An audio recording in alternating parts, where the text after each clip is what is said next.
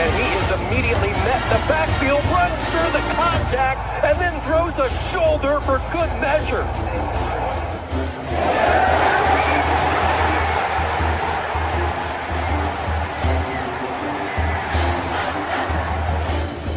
On this team this year. That is true. High in the air. Right center field. Brandon Compton. Welcome to 2025. Today. This one the other way. He gets no going back. At the track. Walks up and down.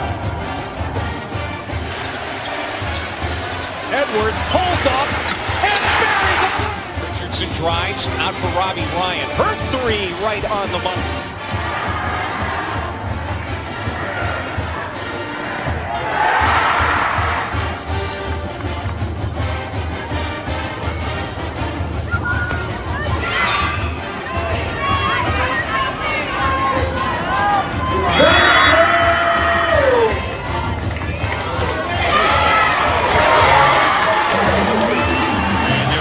Takes his shot for Darby.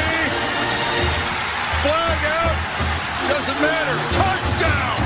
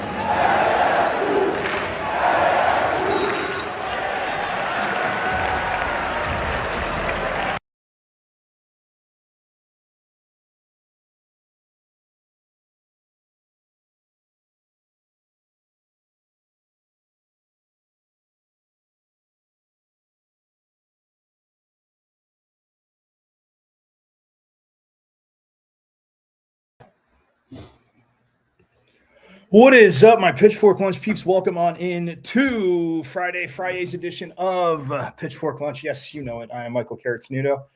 Fridays for Pat's Front, and it's about 50% sold out. So just so you guys know, you gotta get registered, and I know I need to too. But yeah, let me know if you're gonna do it. Hit me up in the comments. Let me know if you're gonna do it, and we can all go from there, because it would be awesome to hang out with you, Pitchfork Lunch peeps. But yes, welcome in. So stoked you guys are here. And yes, I am Michael Carrot-Tenuto at Diablo00 on X, artist formerly known as the Twitter. You can check it out live there every day, Monday through Friday, 12 to 1. Also my IG at michael.carrottenuto.5. Yes, I know. I may have reminded you of that once or twice.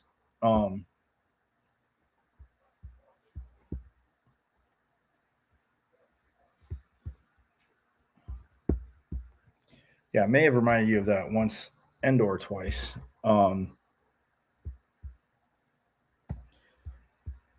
So yes, go to the IG at michael.carrottenuto.5. You can check out the show live there. Also, the YouTube channel, guys, go to YouTube and subscribe. You greatly know this.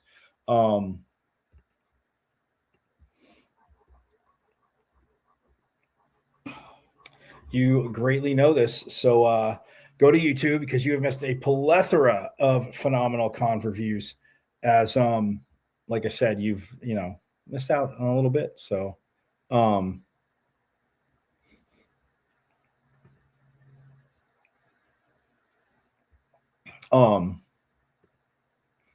yeah, you missed out on a teeny bit, but the conv reviews are awesome, and we're looking to have one today too, very shortly. So but go to YouTube and watch live, but subscribe, guys. All you have to do when you get there, you see my name, Michael Carrot-Tenuto, but my page is at M as in Michael, V as in Victory, C as in Champ 005 at MVC005 on YouTube, and subscribe away.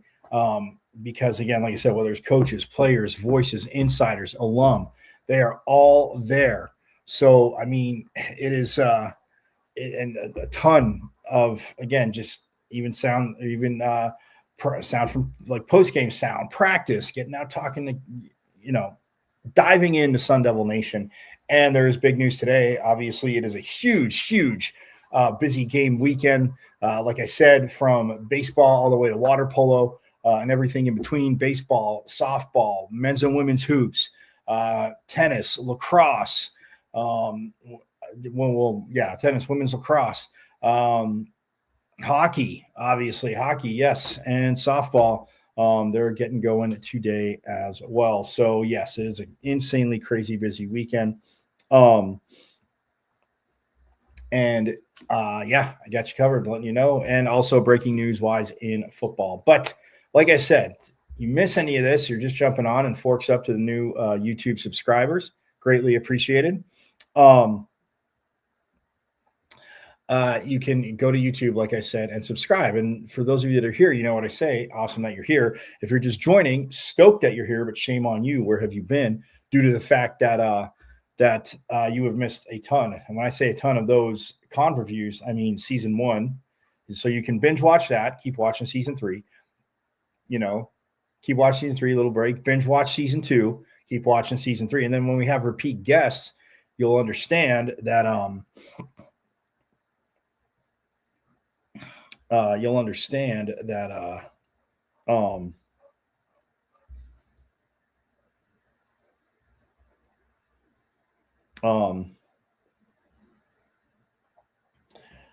you'll completely understand that that you have again, conversations will with friends of the program, not always be the same. So you want to like connect the dots as we, build around different things. So yes, go to YouTube. Again, it's at M as in Michael, V as in Victory, C as in Champ 005 at MVC005 on YouTube. Watch live and subscribe there as well to get caught up, but also watch on the IG, Michael.Carasino.5, and the good old at Diablo00 on X, the artist formerly known as the Twitter. But yeah, you saw some softball highlights coming in, some hoops highlights coming in. All of that going on this weekend, guys. All of that going on this weekend. As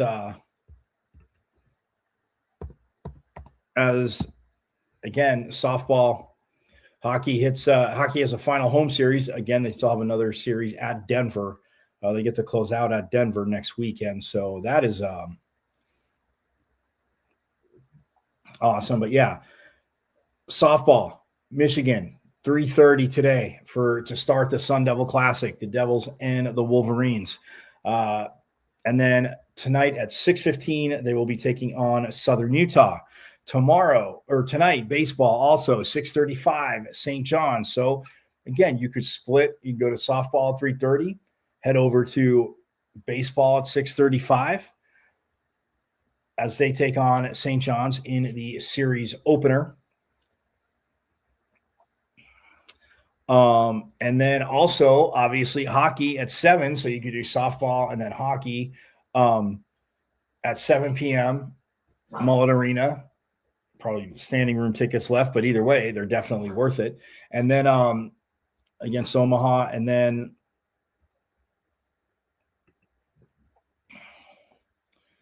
so that's tonight. Tomorrow is an insane day. Tomorrow's a very insane day as women's tennis is down in Tucson for that Red and Blue Classic that school down south hosts. Then beach volleyball is over at GCU taking on Colorado Mesa. Lacrosse is taking on Lindenwood at 12 p.m. at the lacrosse field. You get what I'm saying? Baseball, obviously, with St. John's all weekend. So ton going on. And we're going to take a quick break because our awesome, phenomenal guest is going to be joining us. The man that has done, you may have heard of these wonderful episodes. He's done one or two that are pretty money now. When I say one or two, add a couple zeros to that. Speaking of the Devils, host Brad Denny will join us, and we'll talk about ASU's new practice facility that is funded, and the crap that I want to talk to of Texas and all these SEC schools pulling out because of, now they have to play 9 conference games. So we'll step aside real quick, and Brad will be right back with us here on Pitchfork Lunch.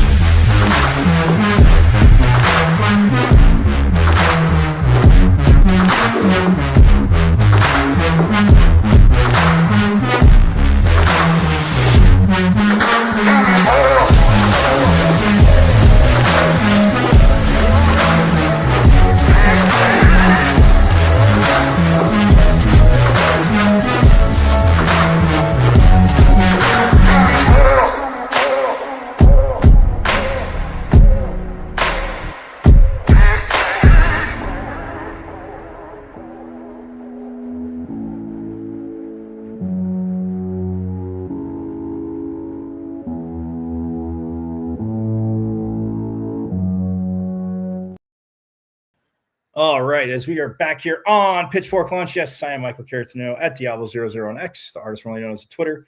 You guys know it. You love it. Check out Show Live there. My IG, Michael.Caratino.5. The YouTube channel, which you should subscribe to, because for those of you here, you're going to be treated to this. But if not, you can always go back and watch the awesome con reviews we have with the man that covers ASU for 3TV and Channel 5, the Speak of the Devils.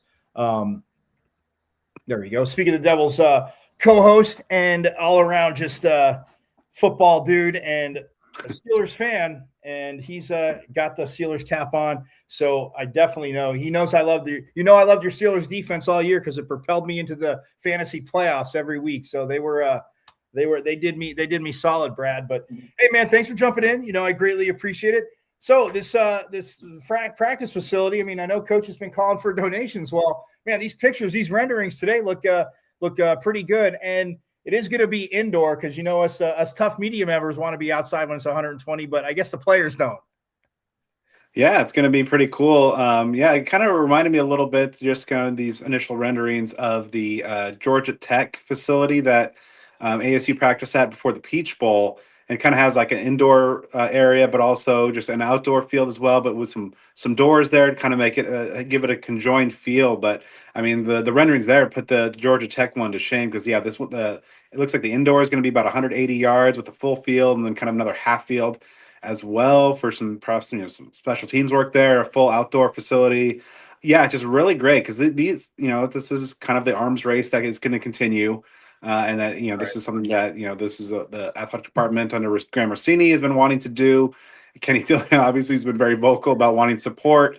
And it is kind of an interesting twist these days where kind of maybe the mid 2010s you saw the facilities arms race, and then Right. and the NIL became a thing. So is now all of your dollars there, and so it's like kind of now it's like, well, where do you put your dollars? Do you put it into the rosters? Do you put it into facilities? Can you have? Is it a chicken and egg situation with some of these? But yeah, I think overall, yeah, this is going to be a huge step forward for the Sun Devils and the program. And I think getting the practice facility next to the stadium, not having to like drive across the street. A couple years ago with that car crash, that a couple of players dinged up. Right. Eliminate that, and you're not taking those golf carts, across rural road anymore. So that'll be it's a win-win-win, and then you factor in the tailgating aspect and the multi-use aspects of this project. It's going to be fun to see in a couple of years. Yeah, no, absolutely. And so I'm so glad you said Georgia Tech because I was looking at it and I was like, why does that look familiar? And I mean, I know I wasn't there. I didn't get to go to the practices for the Peach Bowl. I'm like, God, why does that look so familiar? But yes, thank you. That's why it does look familiar. And you mentioned the funny thing about the NIL. Like, yes, you want to put money into that, but still in recruiting, like you said. I mean, when it started in 2010 with the facilities arm race, like players coming in, if you don't have a decent facility, like they're not going to take. I mean, I guess if it was an insane NIL, I guess, but if you have crappy facilities, there's no way they can go somewhere else to get the NIL and have better facilities. Yeah, I mean, you got to have, what was it, 2015 or so when the ASU's, student athlete facility opened up on the north side there. And at the time, it was really cutting edge, but, that's, 11 years ago now. And, probably 13 by the time the new one opens up. So it's definitely a keeping up with the Joneses. But, it is kind of going to be interesting kind of needle to thread and see how this pans out over the coming years of just trying to figure out, where's your donor dollar going to go the most, in terms of NIL, building out the rosters. But these facilities are kind of not necessarily an annual thing. So it's having this every so often, perhaps having a big infrastructure upgrade will be a big deal. I know that Graham also talked about the DFA upgrades and renovations for the basketball side of things. So it's going to be interesting to see. But seeing ASU be proactive now, and after the last AD was very reactive in his decisions as well. So I think this is going to be just probably just overall a good positive Yeah, I think you. movement for ASU.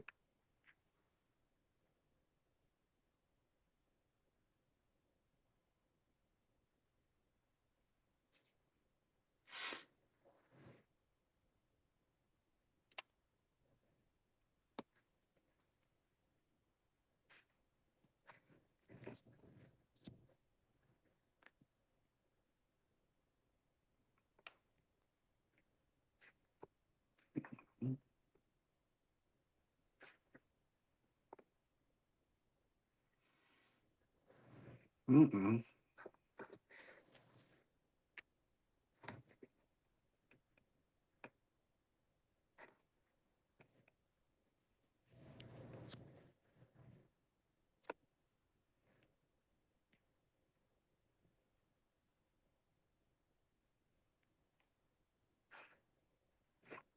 Oh, well, where did he go?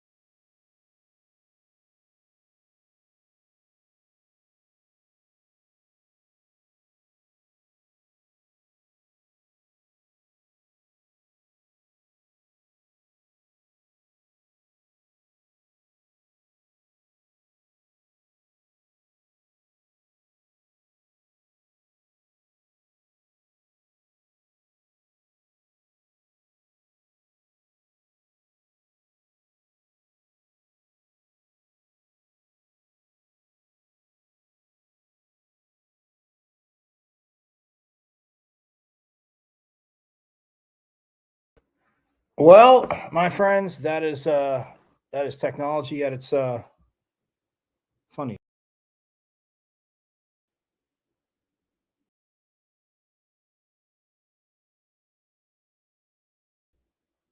There we go. That is technology at its funniest because, yeah, I don't know what it was. I mentioned that school down south, and on Fridays they always seem to mess with this, but nonetheless, we are back up, efforting to get Brad Denny back. Um,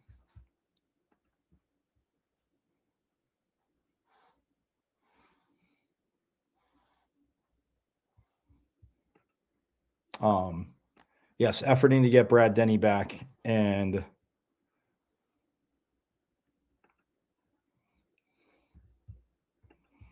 um, and we will hopefully be able to do that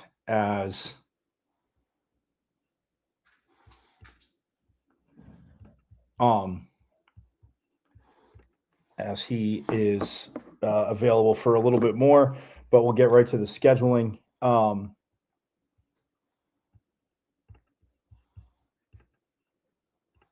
As we're talking about, obviously the SEC teams canceling.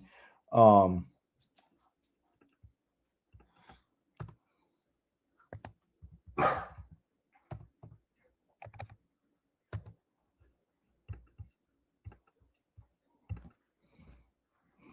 um,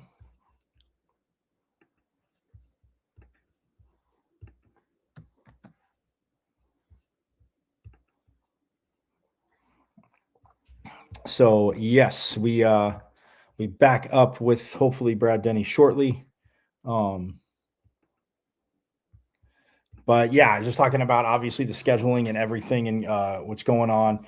The new facility, practice facility, I mean, literally right next to in the lot, next to the stadium, the locker rooms where they're at. Again, like he said, going across the street. Um, So yes, anyway, I apologize for that, but also while we wait for him, like I said, don't forget there's a ton of huge um, matchups going on today. Michigan softball wise, Sun Devil Classic, the Devils open up against Michigan at 3:30, and that is going to be absolutely awesome sauce. Um,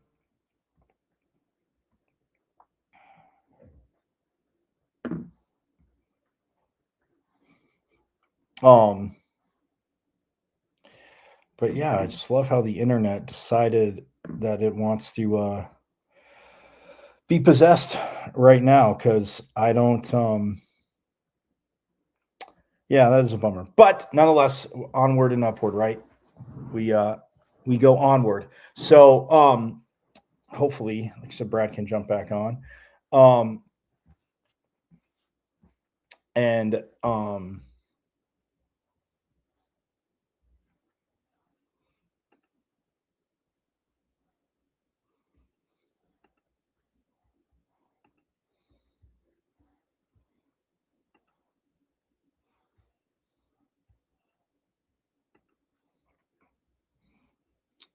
so yes, hopefully he jumps back on soon. But like I said, baseball, Omaha, they are 4-0. They just trashed.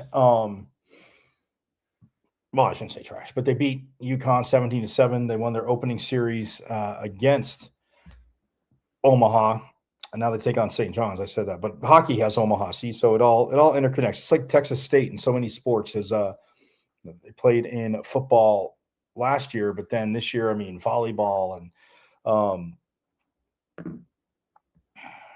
uh, women's hoops, all that good stuff. So yes, but yes, hopefully we can get Brad back on.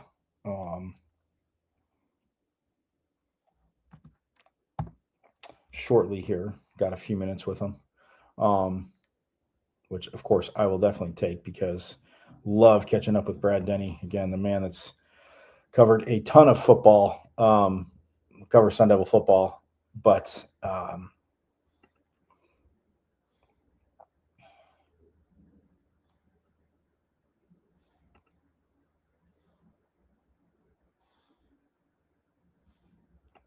Um,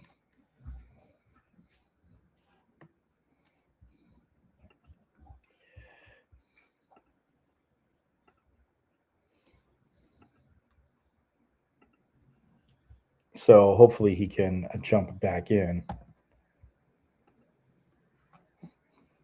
And even though, I'm about 7-8 minutes, but still, but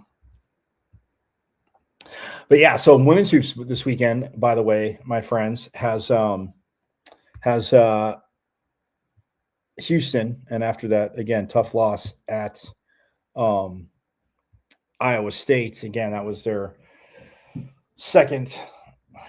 Let's say, yeah, their second biggest gap of loss that they had faced in this season. Considering TCU was the other one, but yeah, Iowa State, it was tough. But you know what? That's when you bounce back, my friends. That's when you bounce back. So they have Houston Saturday at 2 p.m. Don't forget that, as the women are 21-7 now. So yeah, 21-7, 8-7 in conference play, 14-1 at home. Their only loss at home was to K-State, and then 7-6 away. So look, I mean, that's when you start becoming a better program. You're way above 500 at home, protecting the home court. Only one home court loss this season. I mean,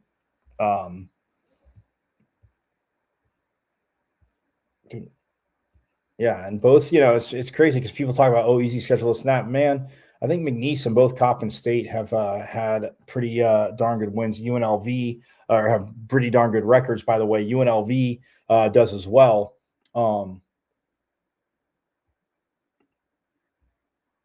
So yes, that. But they do have Houston coming up on, tomorrow at 2 p.m. And so it was National Girls and Women in Sports Day a little bit back, but they're having a National Girls and Women in Sports Night, or afternoon, I guess you could say, at 2 p.m. So that, my friends, absolutely awesome. And yeah, Houston comes in again, struggling, hasn't done well, but they are not going to be overlooking them considering they're coming off a loss, and the Devils are going to be very, very, very, very hungry. So Poa was back in the lineup. We saw against Iowa State, maybe limited minutes, but still good. Jaya Lovett, I mean, no problem. She's, again, just been a firecracker, spark plug, absolutely awesome. So they have that game against Houston, and then they host BYU on Wednesday, and then they finish out on the road at Texas Tech, like I said. So, man, 2 more chances to see them at home before the Big 12 tournament and the NCAA tournament, because, again, I think they at least win 2 of these games, and 2 of the 3. And if they win all 3, great. They'd be 24-7. But if they win 2 of the 3, they're 23-8. So that is definitely a tournament team. So that, my friends, I can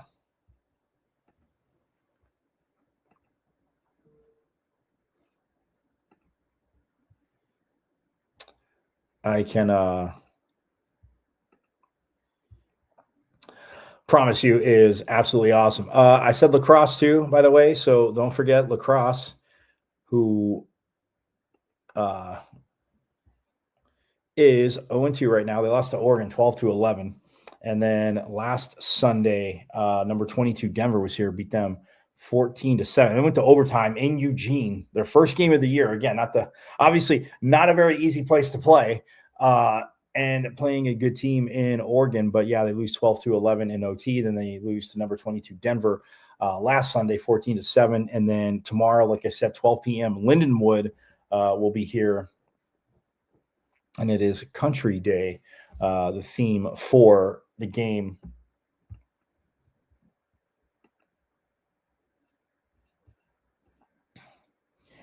And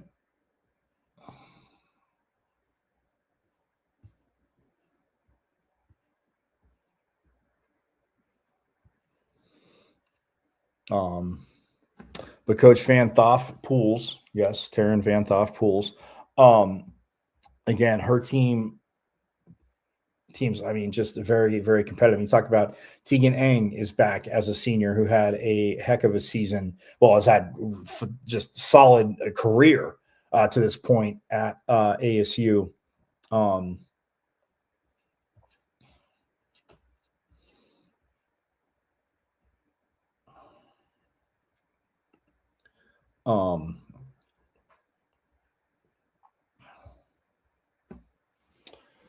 But yeah, Anna Viglione back as well. Another, again, has had a heck of a season. Emma Heenan also attacker. She's another returner.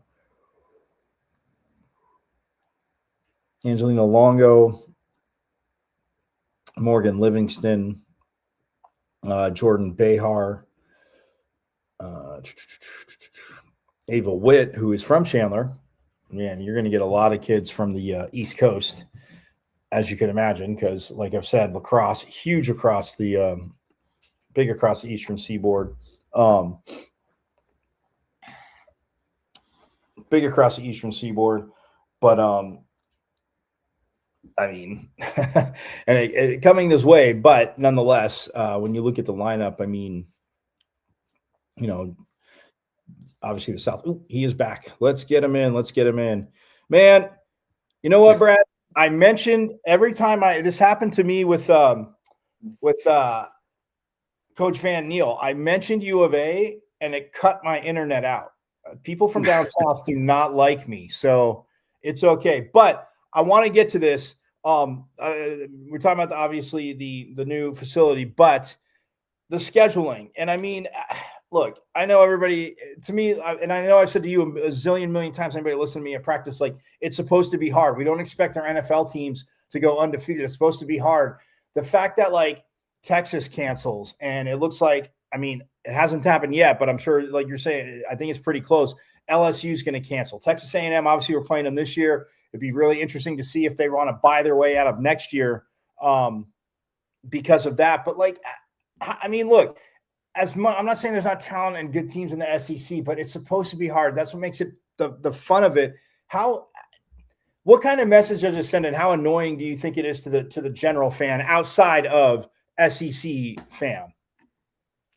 Yeah, it's really interesting to see, like, kind of the paradigm shift here. Obviously, SEC going to 9 conference games has really been the catalyst here. They thankfully, I think, do have that one caveat or that rule where, like, one of the 3 non-cons has to be a P4. But then you see, like, you know, a lot of them already have those pre-existing games filled. Like, Florida's always going to play like Florida State or Miami, and you know, Texas is going to always have those. So I get it from that point. So it's like, I don't necessarily. I think some people might just be piling on the SEC. I mean, there's no shortage of things to pile on the SEC for, but in this regard, I mean, they're still going to have one of those marquee games. I think what it is more concerning is, like, you're starting to see, with the expanded playoff. I think I think we're going to be losing those marquee non-cons. You know, just we might get them here or there, but, you know, some of the ones that have been canceled, and, you know, I know Texas has been, you know, in the crosshairs from, you know, kind of the national college football discourse of just kind of getting out of the stuff. I mean, I think the fan bases that, you know, that are calling for, like, you know, these, you know, supporting these cancellations. I know a lot of Texas fans are. It just hurts. Like, it's less good product. I mean, how many, like, Texas v Akron games do you want to see? I mean, why not just play? And I think the expanded playoff gives you some latitude. Is that okay if you do take a, you know, a tough, you know, week 1, 2, 3 loss to another power conference team? You know, but that's fine. You can survive that. It's not like the old pre-BCS days where if you have no margin of error. So, Right. I don't know. I think, like, the schedule, it is kind of a shame because, you know, a few years ago ASU had 10 SEC games on the schedule. They've played 3. We've got 1 coming up this year. Probably going to get to maybe 3 or 4 of those 10 actually being played. I mean, I don't want to, you know, speak for LSU, you know, just kind of reading the tea leaves, right, and that return game from 05 that everybody has been skeptical on. And we don't, guys like us, you and me in the media, like we don't get to go cover games at the Swamp or something like that because it kind of sucks. And I just want to see good football and Right. good, 5-star matchups. And I think, by and large, what we're seeing, that trend is, you might see those in the conference games, and the SEC is always going to have a lot of ranked versus ranked games, but like those non-con games that you don't see year in, year out. I think we're just, as a collective consumer base, I think we're getting the short end of the stick. Right. And I know I said to you 100,000 times, and people that, when we talk at practice, and like you alluded to, I mean, the reason why you had to go undefeated, like you said, even BCS is because you're playing these games. Like you said, I mean, if ASU, like I said, opened up against, okay, so like in softball today, they're playing Michigan. But say ASU opened up against Michigan here, and then the next week went to, let's say, I don't know, just say like Arkansas. And then the week after that, you're back home for, say Oregon or Washington. I mean, now that they're in the Big Ten, but something like that. Like, yeah, if you go 0-3, it'll be tough. But like if you go 1-2 or 2-1, or obviously if you go 3-0, but like you can have 1 or 2 losses, and to your point, and like make that back up in conference play. Like it'd be cool to have like 3 losses. And that again, that's what I've always said. And yeah, I mean, I think, and it cracked me up because a few years ago when they went to the 14 playoff, the Ohio State president,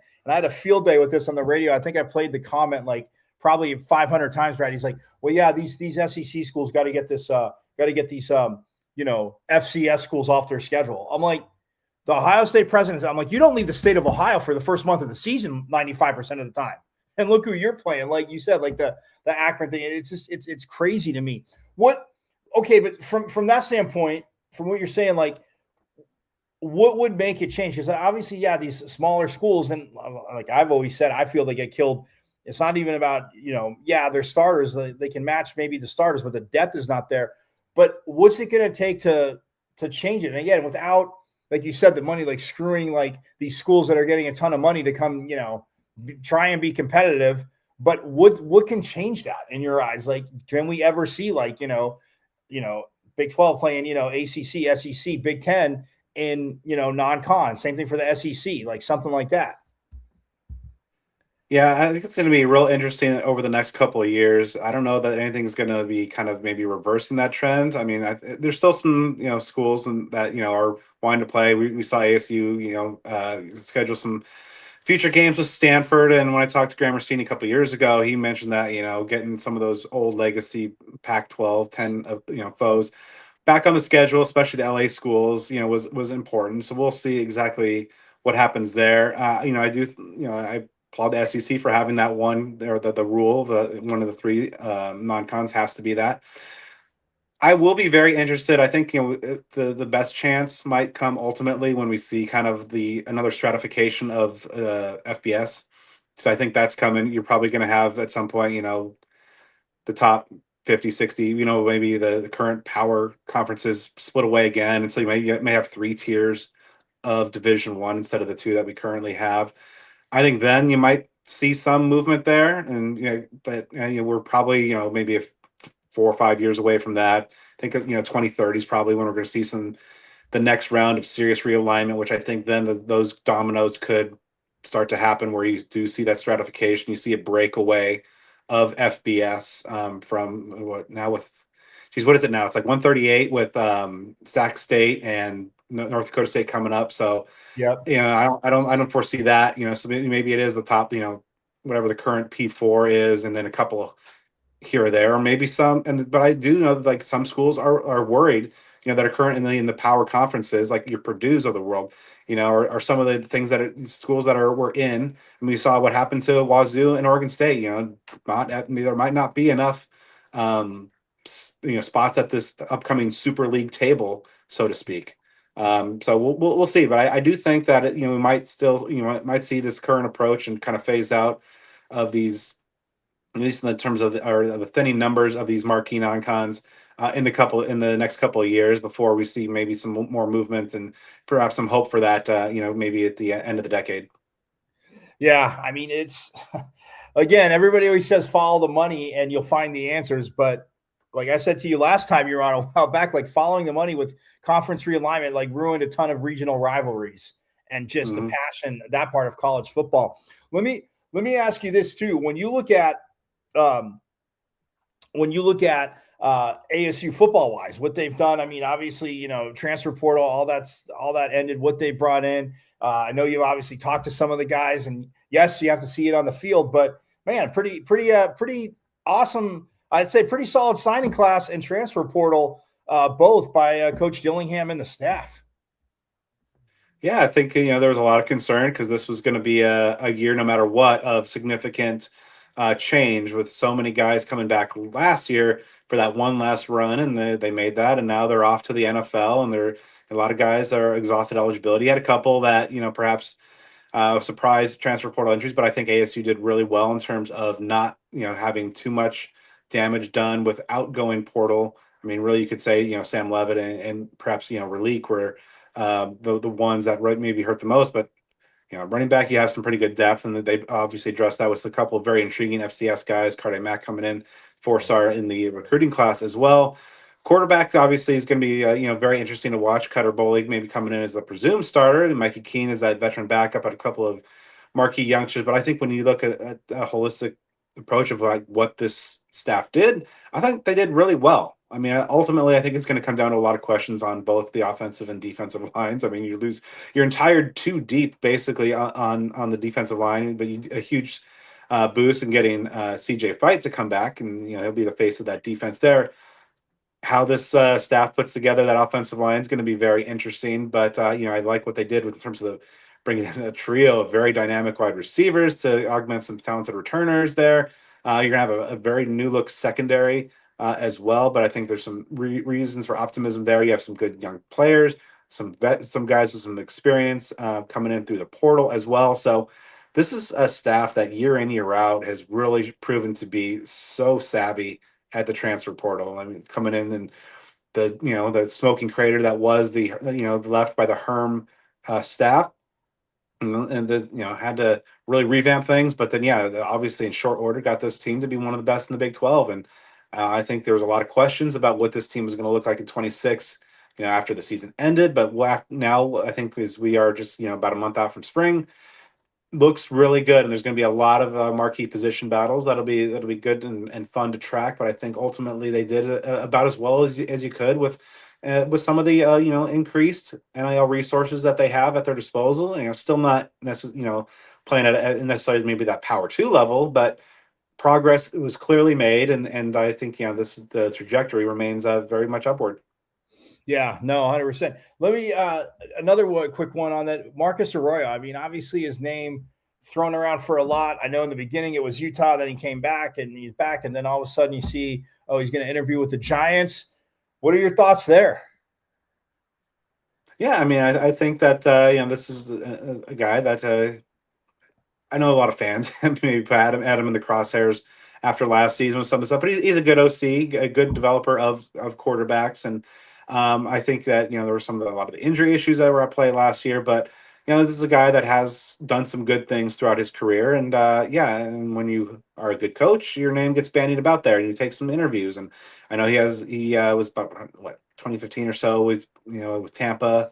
So he has some NFL experience. I think there might be some interest in one day getting back to the NFL level.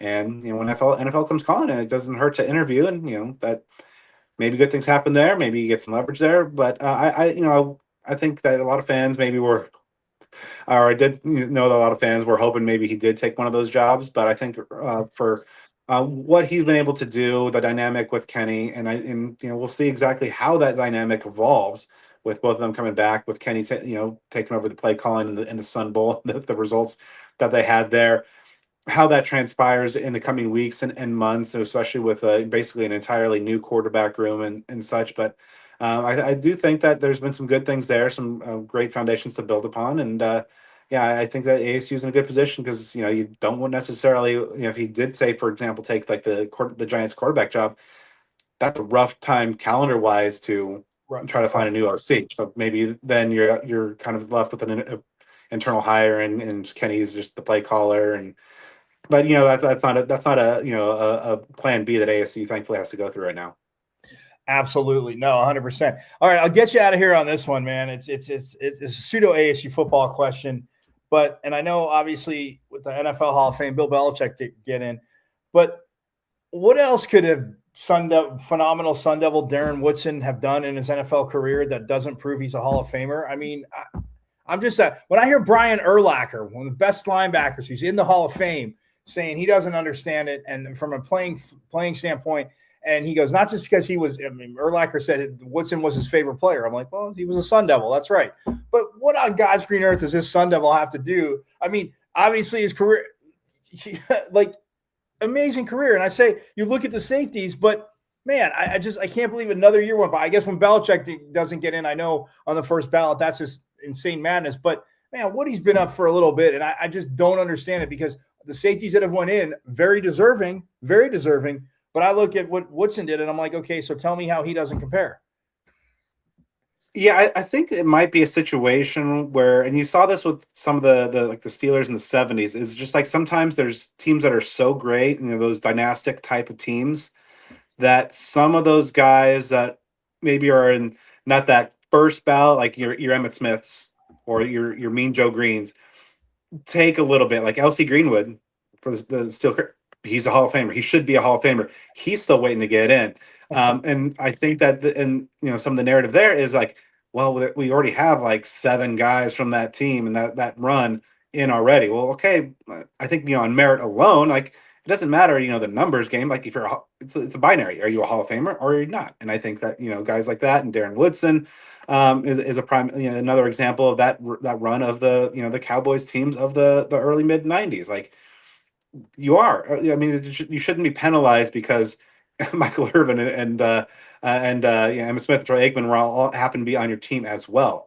So I think it's one of those things that that the Hall of Fame perhaps, and I think the Belichick thing might cause them to maybe reevaluate the process and look at the numbers and the things there, and just and there's like so many deserving guys, and it's always a bummer. Like every year you see like a veterans committee guy get in that maybe died a few years ago. So like, yeah, like everybody knew he's a Hall of Famer, but because of these archaic rules or whatever, they're not alive to, have that recognition. So like, I would say like, some overhauls probably due there.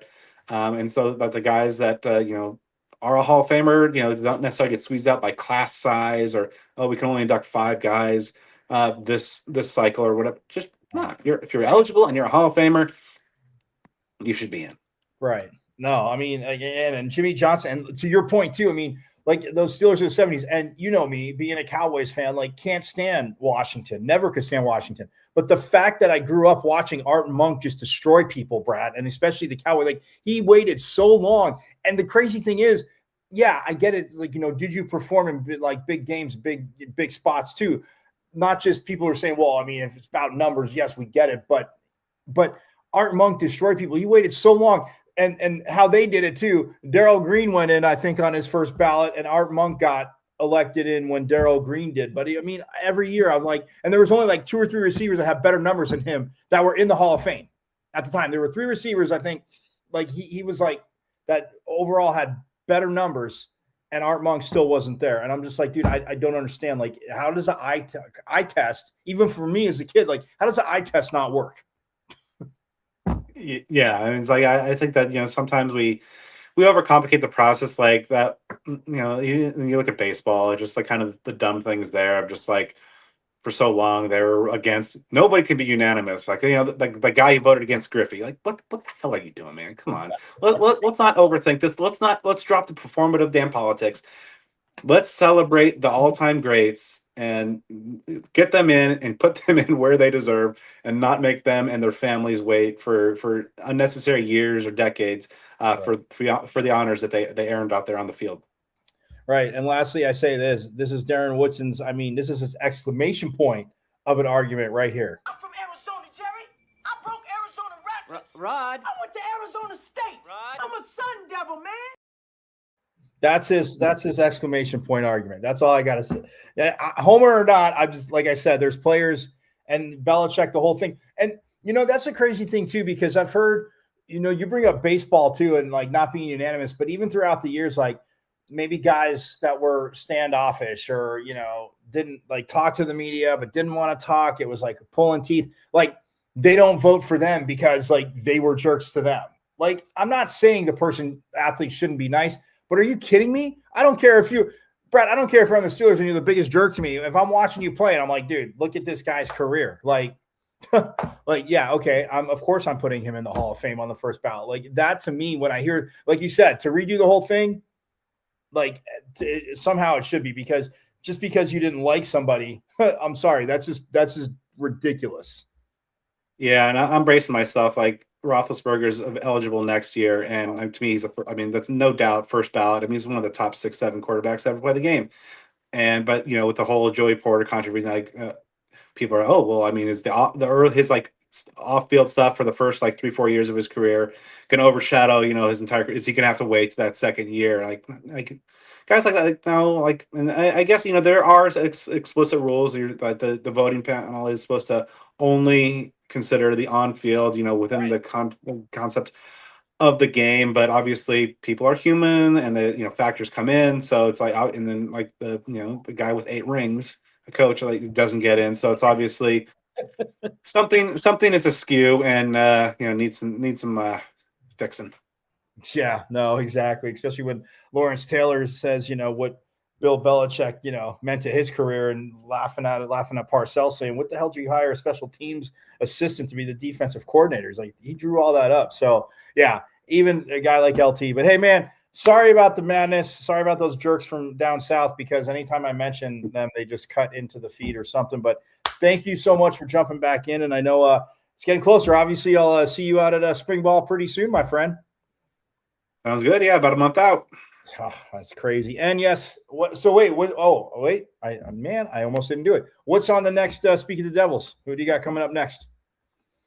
Oh, just had a great conversation yesterday with ASU safety Boogie Wilson. So that'll drop Monday. Yeah, just had an AJ Ia episode. A bunch of other guys. Cam Dyer was really good. As well, some other ones that are coming down the pipe, and then that'll probably take us into spring ball, and then all kinds of content there. I actually spoke to Cam Dyer the other week, and I love what he said about competition, and people thought, oh, he's just going to leave. So again, like you said, it's going to be a competitive room, which Kenny Dillingham wants, and we'll see what happens. But awesome, I always look forward to that. Again, thank you so much for your time and jumping on. And like I said, I will see you. I'll be out at softball a little bit, but I know I'll see you out at spring ball, my friend. Sounds good. Thanks for having me on. Absolutely. That is Brad Denny, Speak of the Devils podcast, the co-host. Man, again, they put out it's Pitchfork Lunch, man. I promote others because Sun Devil stuff, because I don't get to it all. I try to get to it all. Like I tell you with recruiting, follow certain things. Like go to it. I report it, but go to it. So anyway, went a little bit long, but that's because of the wonderful internet issue. So I will see you guys Monday again. Man, I will be out at softball. I will be out at hockey. I will be out at women's hoops, baseball, probably going to try to go to lacrosse for a little bit tomorrow as well. I got to look at the schedule, but yeah, gonna get out to a little bit of lacrosse and then go from there. So yes, absolutely awesome. But you guys have a phenomenal rest of your Friday. And yes, it is thanks to back-to-back reigning Big 12 champs, women's volleyball. It is #OurState. Yes, it is #OurState.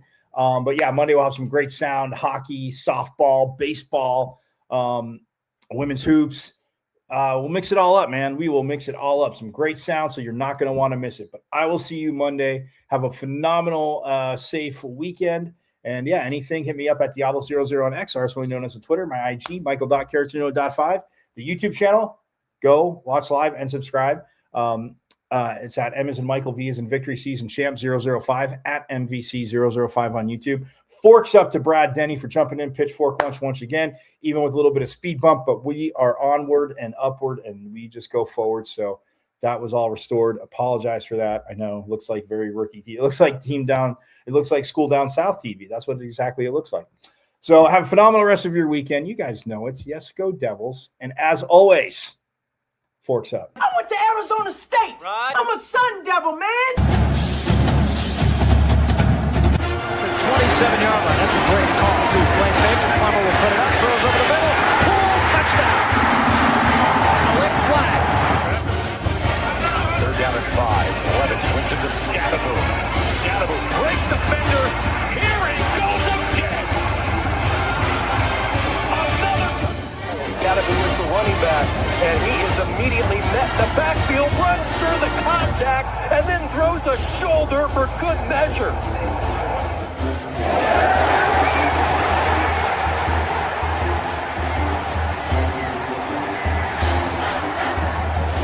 Revenge on this defense here. That is true. High in the air. Right center field. Brandon Compton. Welcome to 2025.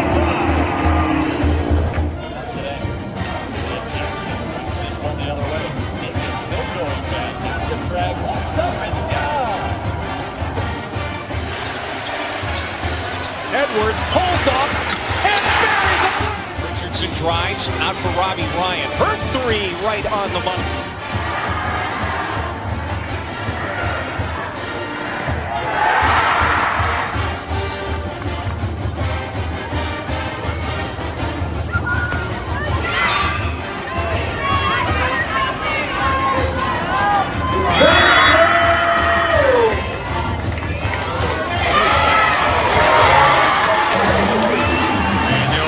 Takes his shot for Darby. Flag out. Doesn't matter.